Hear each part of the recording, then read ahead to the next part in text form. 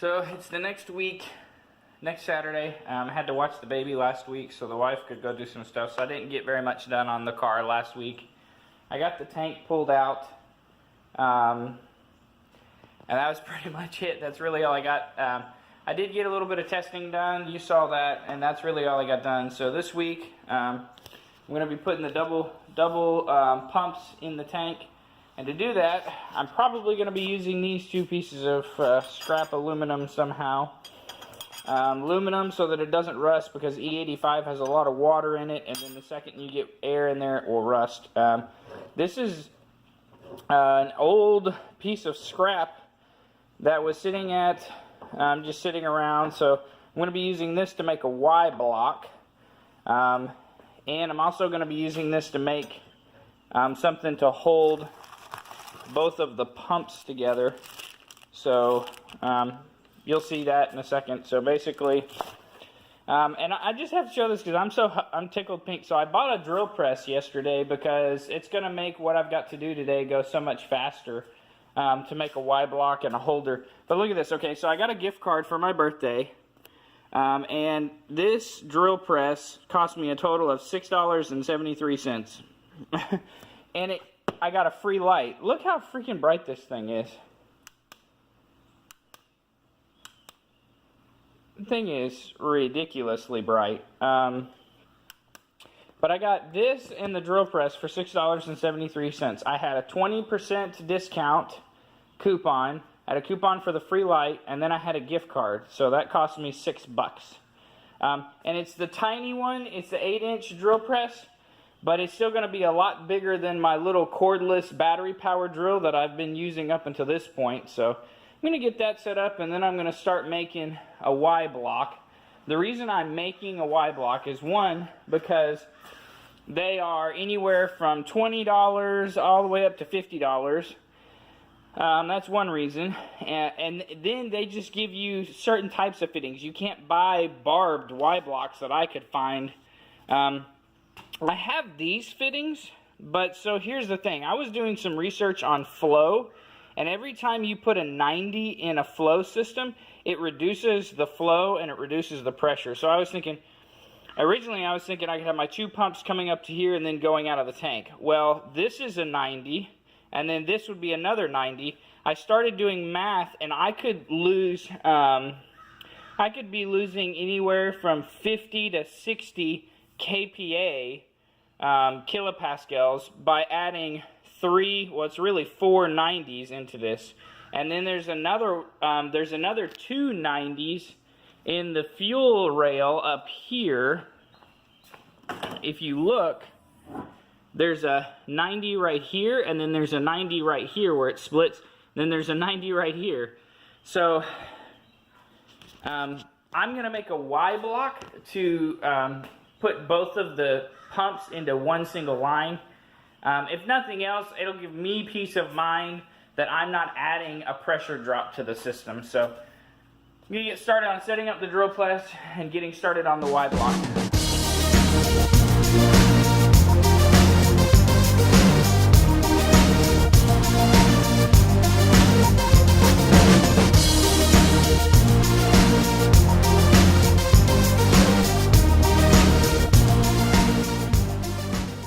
Finished the Y block. Now I'm going to pressure test all the fittings to make sure that there's no leaks. If there's no air leaks, then it's not going to leak gas either. These are barbed NPT fittings, so that means they're tapered and they seal as they get pressed in there. So I've just got some hose clamped on there. I've got it hooked up to my tank here, and I haven't tested this yet, so I have no idea what it's going to look like. So we'll start out with maybe 50 psi, see what happens.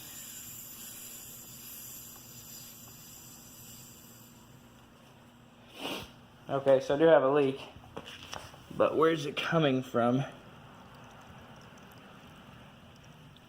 Is it coming from the fittings, or is it coming from the hose?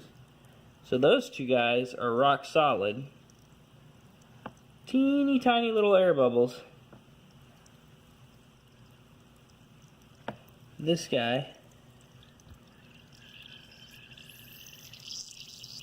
Yeah, it's definitely coming from the fitting, so I'll wind that in there another turn or two and then dunk it again. Tried a couple of times. I tightened it down once and I got a really good, I got almost all of it sealed, but you can see there's a tiny little aluminum chip right there, and that's where it's leaking from. I've tried to tighten it and it doesn't seal. These two guys are fine, perfect. I think what that means is I didn't get my thread in there good. So what the other option is to add a sealer to the threads. But because this is going to spend its entire life in gasoline and ethanol and you know, having pressure on it, I was like, well, let me grab some Loctite. I know you can use that on bolts on oil pans. Well, I looked up the data sheet for this Permatex thread locker, and it says that it's gasoline safe, but I looked at the data sheet and it was tested at 22°C, which is about 70 degrees Fahrenheit, for 500 hours, and it was still holding, but then they have no data past that. Well, nice warm day here in Arkansas is about 100 degrees Fahrenheit, so that's definitely out. And then I looked, I've got this stuff I've used in the past to help me seal up coolant threads. Well, I looked at the data sheet for this. This is actually rated for diesel fuel, and then it's also rated from negative 35 F to positive 350 degrees F. And it says on the data sheet gasoline resistant. So I am going to be using this stuff to seal up that one troublesome joint there. I'm just going to put a little dab on there, tighten it down, and then we'll see what happens. Still busy test fitting, trying to figure out how I'm going to make this work in the tank. My handy dandy free Harbor Freight light. So that's what it looks like right now with both of the hydromats. I can angle those hydromats any way I want, but that's kind of where I'm at. Still not 100% sure if I like how that looks. No matter what I do, there's going to be some amount of overlap between the two hydromats because they're so close together with the Walbros down there. But I'm also doing it because I got to get the height just right. I don't have anything kind of springy, and I don't. These hoses are so short. I don't want to try to compress them anyway. And I have to take note of this position too because the gas tank is actually keyed for the hat. There's actually two key marks. Here's another one right there, and they key into that and that. And so I've got to take note of where my bulkhead fitting is to make sure that I get it keyed in right. So it's not terribly difficult to get those things down in the tank. I couldn't imagine wanting to try to do that with them soaked in gas though. So I'm trying to just do this once and then do it right. So that needs to get trimmed down about an inch. Because the objective is this fitting right here has to come in right there. So that it's right below the rim of that thing. So that's where I'm at right now. Interesting. So these are those Holley hydromats. And you can see there's a clear size difference here. Yesterday, these were the exact same size. You can also see that one is discolored than the other. That's because I was using this to test fit inside the gas tank over there. And there was a little bit of fuel in the gas tank. And I dropped it in there, and I just left it in there because I didn't feel like fishing it out, and I was done for the day anyway. So that sat in just a little bit of gasoline overnight. It actually swelled in size, which I think is interesting. I don't know if anybody uses these in the future, but that's just something worth noting because that's a pretty big difference. That's like a 1/4 inch. And this isn't all that big of one of the hydromats. They have some of them that are, you know, enormous. They fill up an entire fuel cell. So anyway, It's not a big deal for me and my application on my double pumpers, or my double pumps, but, and by the way, that's not finished, I'm still test fitting. Just something to note for people out there. Here's my double pump setup in all of its glory. I've got both of these guys on there. This is how I ended up having to secure the pumps to get it to fit through the hole. So what I did is put this one on the right on top of the one on the left to force it down into the gas. And supposedly, as long as this thing is touching gas anywhere, it can suck. That's the point. That's why I spent $300 on these things. So then I've got really short, very little bend to the Y. There's the Y I made in all of its glory. And then it goes up to this 3/8 that has a bulkhead and a rubber gasket out. And that's the same 3/8 I was using for a return. I'm going to use the factory line for a return now. So now I've got to wire it up. Everything fits in there pretty good. The other thing I did was I made sure my fuel level sender actually fits and it works. So now it actually rests right in that blank blue area right there. I only have two hands, so sorry, but it actually, whenever it goes all the way down, and it will actually go all the way down, it rests just right there with this standing upright on the bench top. So I should have full range of motion. I've tested it out in the tank, so I should have full range of motion for my fuel level sender. And then I just kind of zip tied everything together to give it a little bit of strength. I had to cut this thing all to pieces to get the pieces out of it I needed for the fuel level sender. So now I have to wire it in. So there is the factory connector. These are the connectors for the fuel pumps. And there's something worth noting. So this actually came with nylon coated copper line. This is nylon coated, and I'm pretty sure these are nylon coated as well, even though they don't say it on there. Reason for that is you can't really just put any electrical wire you want in the tank. So what I did is I went and bought some, this is actually residential wiring, and this says 12 gauge, but daggum, it doesn't have as many strands, so this should be good. But here's the key: gas and oil resistant, ULT90 nylon coated. So this is actually good to 90C, which is really good. But anyway, it's worth noting that you can't just put any wire that you want in the tank. You do need something nylon coated.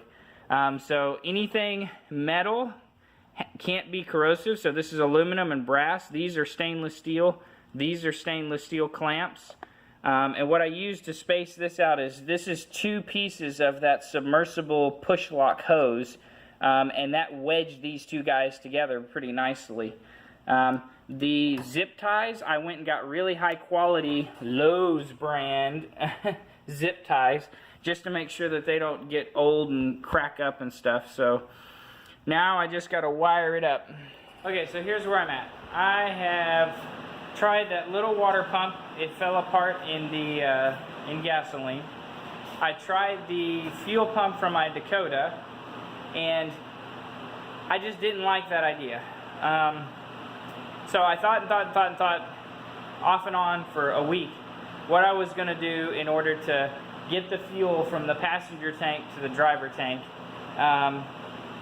And it suddenly dawned on me that there was 2 fuel sending units, and the only reason I needed to pump from one tank over to the other tank was because the driver trouble code would come on if the fuel level sensors didn't work out right, and then I would have all that fuel stuck over there. And so I thought, and I came up with an idea I think is brilliant. A lot of you are probably going to say it's stupid, but basically I noticed that up here the fuel tanks have this kind of a blank spot right here, and you'll notice there's a hole in my fuel tank with fitting sticking out of it. Allow me to explain. So if you'll notice, that is kind of all level, and that is above the level of everything else. So what I've decided I'm going to do is I'm going to run a hose from here. I'm going to tie it up to this brace, and I'm going to run a hose over to this tank. And this is in the lowest point of the tank that I can possibly get to. It's actually threaded into the very bottom of the tank. I've already felt around down inside there, and it's threaded to the very, very bottom of the tank. And basically what's going to happen is, I really need a diagram, but basically what's going to happen is, now that I have the two tanks connected at the bottom of the tank, as the driver tank level drops, the passenger tank level, they'll drop evenly. Well, that created a problem because of the fuel sensors, the fuel level sensors. There's one in each tank. So I actually found a way to trick the factory computer into using the driver's side fuel sending unit to read the entire level of the tank. And I'll show kind of what I did, but basically what I figured out is that if you have your factory system and it's working, and you have the sensor level B or fuel sensor B trouble code, if you flash in my little computer trick, you can basically fix this problem, still have your gas gauge read, and you don't have to spend a penny. You don't even have to lift a finger. You just plug in a little thing to your OBD2, flash in a new program, and away you go, and ignore the factory sending unit on the sensor B factory sending unit. But that only works if your factory transfer system is installed. If your factory transfer system is still working, it's no big deal. It will continue to transfer, and you'll continue to see the fuel level. It's going to work golden for me because I don't have to come up with some kind of a transfer system. So I am got a hair wrapped around my throat. So that's what I decided to do, and I'm probably going to lose a little bit of capacity, because it's not really going to transfer all the way down to E. There's always going to be a little bit of fuel left in both tanks. But to be honest, I ran the fuel pump. I hardwired the fuel pump and pumped as much of the fuel out of the tanks as I could, pumped them into my Dakota, but there was still fuel in the driver tank, maybe a half a quart worth. And then in this guy, I just pulled my passenger tank down. It still has a ton of fuel in it too. I don't know how much. I'm about to pop that open and see. So I might be losing a little bit of capacity, but I don't really think I'm going to be losing that much capacity, because I'm about to find out. I think there's probably about a gallon's worth of fuel left in this passenger tank after pumping it completely dry. So I'm probably not going to lose that much capacity, but I'm definitely going to simplify my my whole setup. And my plan is to use this stuff, which is designed for gas cans, to seal it. I'm going to use that to seal it, to seal the threads, to make sure that it doesn't leak.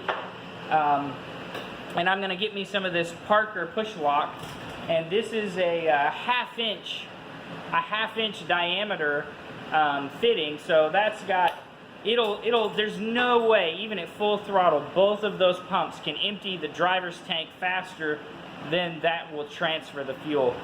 And I'm going to measure the fuel drop and all that kind of stuff to make sure I have my fuel gauge set up. But that's where I'm at right now. About to crack open the passenger tank, see how much fuel's in there, and keep going. I should have showed it, but I double checked the block off plates that I put in there. Nope, they were in there perfect, no issues. I double checked the crossover lines, no issues. So I guess the pump just wasn't up to the task. But now that I've got everything apart, check this out. Look how much fuel is in there.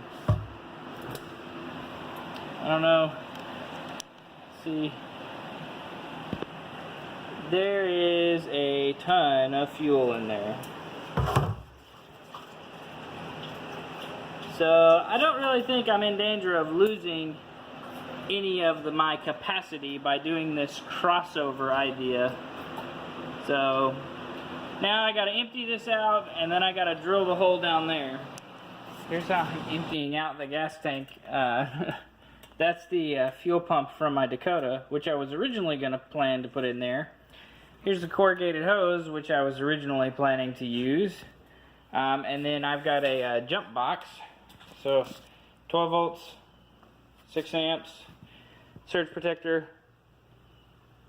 Oh, come on. That way I can empty it out. I've already had it running for 30 seconds or so, and it's taken a while, so there's quite a bit of fuel left in this tank.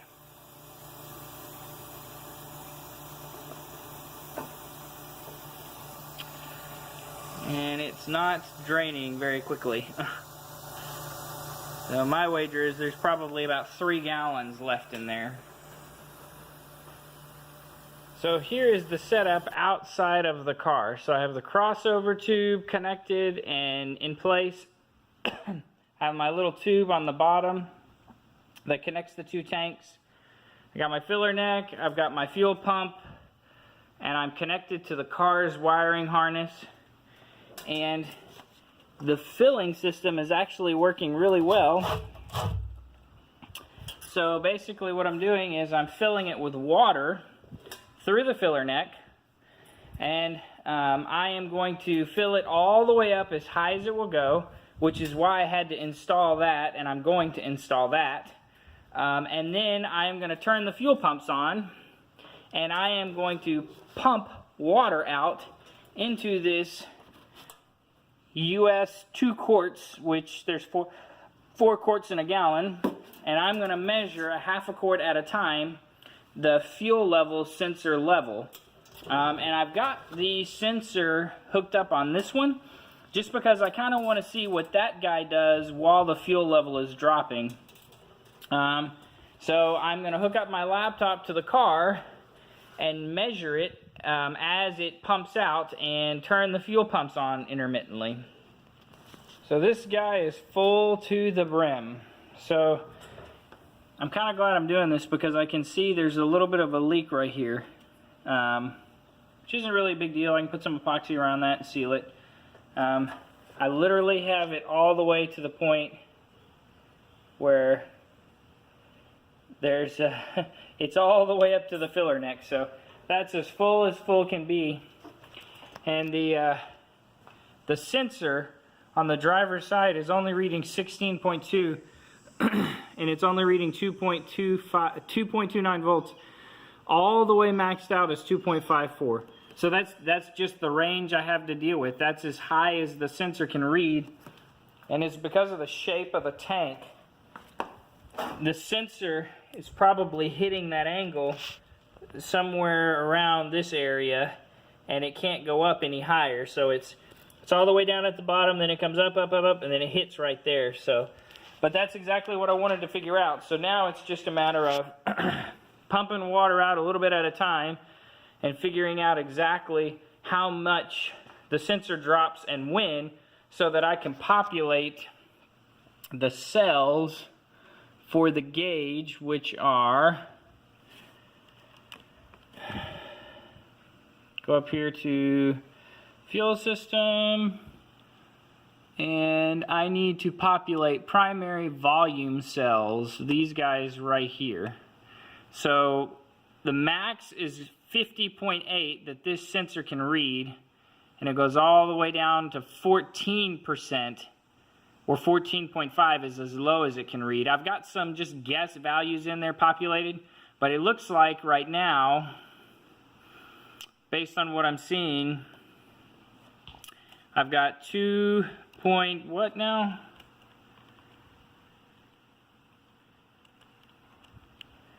Got 2.29 volts. Come on. 2.29 volts, so 2.29 divided by 5. So my maximum is going to be 45.8%, which is going to be right here. It's going to be between these two guys, so I'll probably put the maximum right here at 18.2 gallons, or whatever I measure is what I'll put the maximum right there. And then I'll just try to fill in each and every one of these cells as I go down. To help make life easier, I created a little spreadsheet. The top row up here is the values from the factory computer, and below it are the voltages. So 2.31 is the maximum, but in that cell, so I don't have enough granularity. So 2.29 is the maximum I'm reading right now, but that would be 45.8. That would be 45.8, which doesn't exist. So that's going to be my maximum. Now what I'm going to do is try to watch for 2.25 volts on the scanner. And whenever I see 2.25 volts, whenever I see 2.25 volts on the scanner, what I'll do is tally up how much volume I've measured and put that amount right here in this cell, and then that way I've figured out how to populate the values in the computer. So I'm part of the way finished, and one of the things I've noticed is that every step in the computer lines up with a half a gallon, which I think is kind of interesting. So I'm at 1.71 right now, and that is lining up pretty close to, well, something's not right. Anyway, here you go. I'm going to turn it on.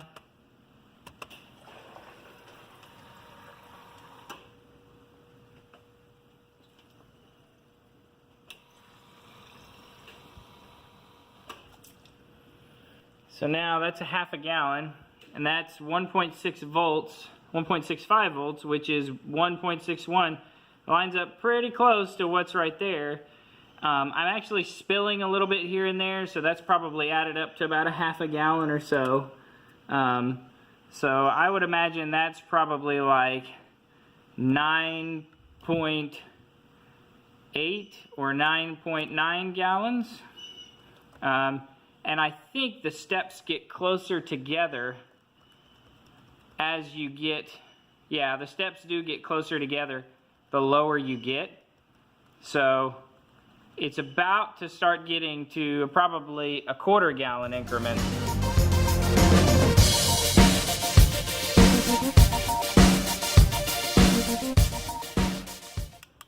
So two questions I wanted to answer after the test is, how did my hydromats do? Well, I stopped the test at the point where no more fluid was coming out, and I also marked where the pump started to cavitate, meaning there was air mixed with it, and it didn't do bad. Definitely didn't suck it dry, but that's okay. It kept me from having to deal with the surge tank system. And then how did my little crossover system do? Well, same question over here. I've got, let's say a gallon left, something like that.